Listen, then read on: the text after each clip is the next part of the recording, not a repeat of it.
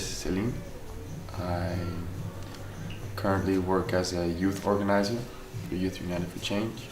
My name's Marion Dock, and I'm a community gardener and educator here in North Philly. My name is Raphael Randall. I am the Executive Director of Youth United for Change here in Philadelphia. Kristine Pastinha, who is the first master of capoeira to really introduce the philosophy of capoeira Angola into the world. He would say that capoeira is everything that the mouth eats. It is an Afro-Brazilian martial art that has its roots in different elements of African culture and spirituality and cultural practice from different parts of the continent, from which people were enslaved and brought to the area that is now called Brazil to work for European slave owners and traders. I guess there's two forms of capoeira. It's Angola, which is really like steeped in a lot of the African retentions that the enslaved Africans kind of incorporated into the dance fight as a way to both hold on to their sense of self, but also to kind of camouflage the martial arts training. And what ended up happening was Meshti Bimba in Salvador, he basically decided to try to validate capoeira at a larger or international scale, and decided to strip out a lot of the traditional embellishments and things like that, to kind of strip it down to like the basic moves and kicks and things like that. And he didn't want to compete directly with Angola. At the time, Angola wasn't really identified as Angola. It was just capoeira, that's what it was. But he decided to hold like a meet with like 5 different forms of folks who practice different forms of martial arts, and showed the Brazilian people that like this form that these enslaved Africans created was just as powerful, even more so, than the things that were being imported into the country.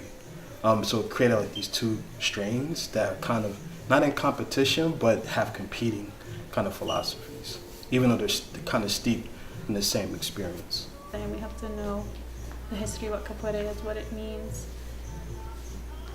There's a lot of commodification happening, there's a lot of appropriation happening.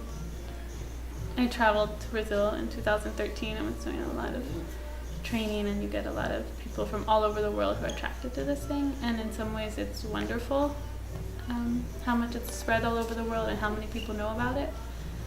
But we also have to be conscious about who we are practicing it. So what does it mean for me as a white woman from the States to practice an Afro-Brazilian art form, right? This world is so globalized. We can have communication and know about things from all over the world.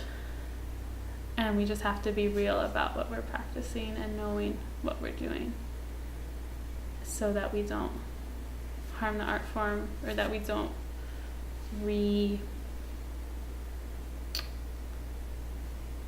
create more violence against cultures that aren't our own. I feel that for somebody that is not of African descent, that is not of the diaspora, one's relationship with capoeira and the history and heritage of capoeira has to come with a lot of self-examination and a lot of honesty of oneself and where one comes from. To give an example, there are songs that sing about, that talk sometimes in very harsh terms about the slave experience, or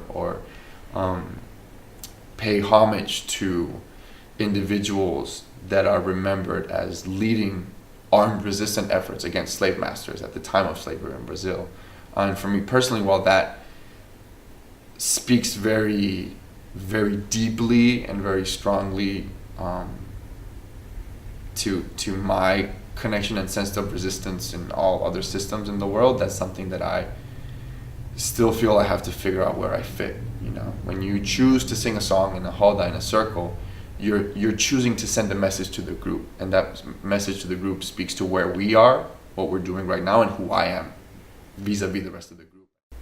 Don't try and hide or say it's something that it's not, just name the dynamic. Like, what's the power dynamic at hand? Why am, I was introduced to capoeira at a private liberal arts college that I went to. Whereas a lot of people who are of African diaspora don't know what it is or don't have the opportunity to play or train it. So thinking about those sort of inequities and why am I as a white person introduced to this art form when it's not connected to my lineage, and people who are of that lineage don't have that opportunity.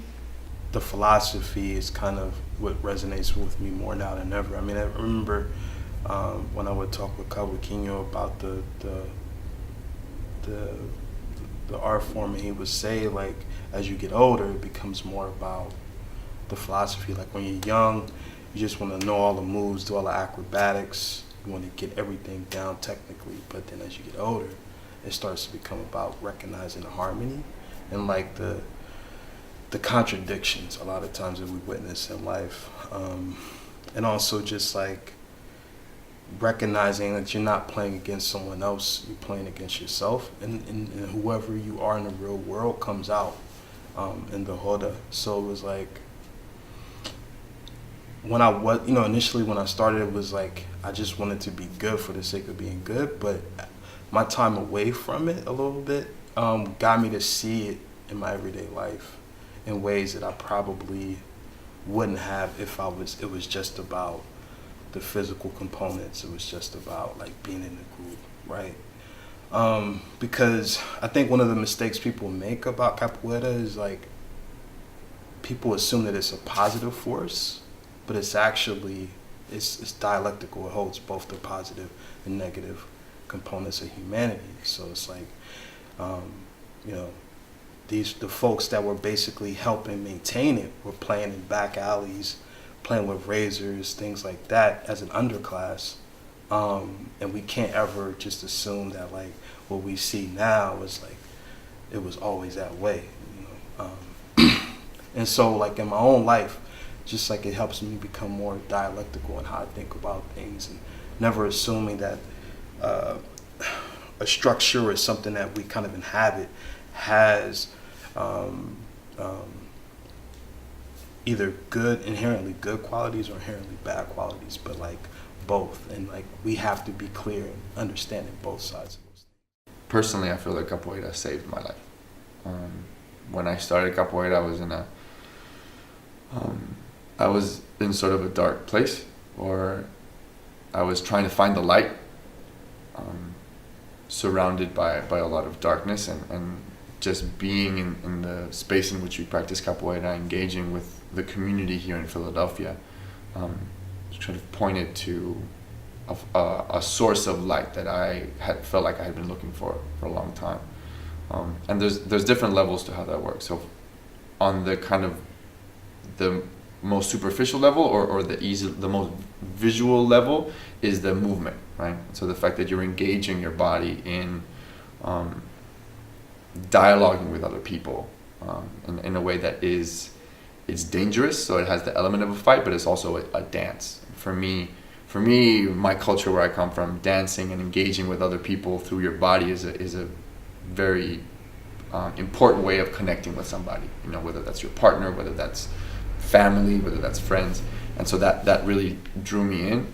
And it's also the fact that you're forcing your body to be at a certain level to be able to speak what your body feels or your spirit wants to communicate in that moment. So you have to build your body and your strength, and engaging in that is always kind of like a leveling factor. When we have Roda, which is our monthly gathering where we all play and sing together, the last one maybe had like 25 people come, from babies in arms to older folks. So what I love about the group is how intergenerational it is, how it really is a family spirit. It's a really diverse group as far as gender, as far as nationality, as far as language, and I think that's really rich for me, and for all of us. It's a form of resistance, right? And you're part of a longer line of folks who've been doing this for centuries. It may not have looked exactly how it looks today, but the moment that those enslaved Africans stepped foot on the, in Brazil, in Salvador, like, all over the country, folks were doing this as a way to hold on to the humanity. And so I just want people, like, when you see it, it's a beautiful game, but it's also, it's rooted in history, and we always have to acknowledge that it's not, you can't take the people out of it.